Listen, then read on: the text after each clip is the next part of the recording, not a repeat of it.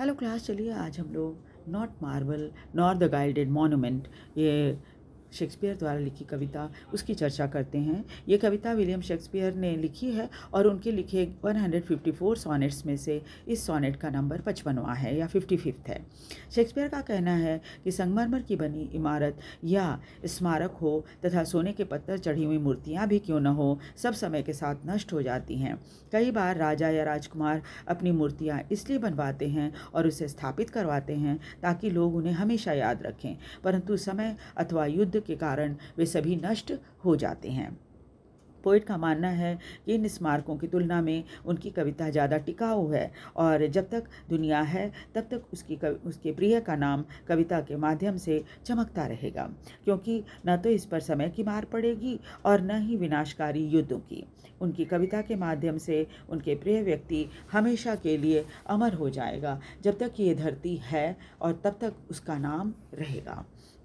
Poet को अपनी कविता पर बहुत ही भरोसा है और उनको लगता है कि उनकी कविता ज़्यादा समय तक लोगों के मन में बसी रहेगी बजाय इन स्मारकों के। अब देखेंगे पोइटिक डिवाइसेस।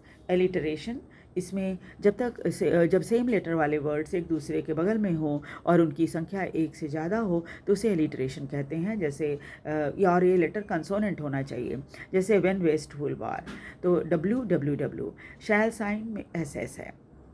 पर्सॉनिफिकेशन, जब निर्जीव चीज़ों को इंसान के रूप में दिखाया जाए तो उसे, या फिर जीवित रूप में दिखाया जाए तो उसे पर्सॉनिफिकेशन कहते हैं। जैसे स्लटिश टाइम, यानी टाइम को वेस्टफुल बताया गया है। एल्यूजन का इस्तेमाल किया है पोएट ने, जैसे ग्रीक मैथोलॉजिकल कैरेक्टर मार्स का रेफरेंस दिया है पोएम में कवि ने।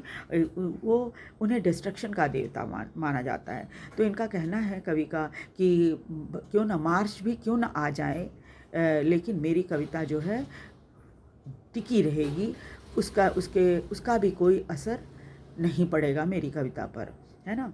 तो इस तरह से पोएट जो है अपनी कविता को अमर समझता है। राइम स्कीम देखिए, AB CD EF GG, ये राइम स्कीम है पोएम की। और वीडियो आपको कैसा लगा, वीडियो को लाइक और सब्सक्राइब जरूर कर दीजिए और शेयर भी कीजिए ताकि दूसरे भी इसे देख सकें। Thank you very much.